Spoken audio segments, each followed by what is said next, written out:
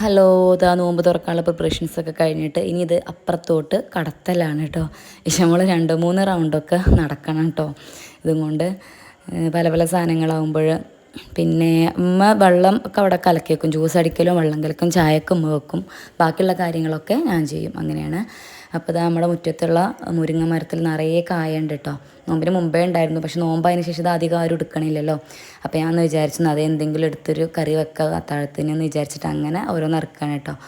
Bank കൊടുക്കാൻ കുറച്ചുകൂടി സമയം ഉണ്ടായിരുന്നപ്പോൾ. അപ്പോൾ അതാ ഞാനിനി വീണ്ടും അങ്ങോട്ട് തന്നെ നോമ്പ് ഇറക്കാൻ എത്തിയിട്ടുണ്ട്.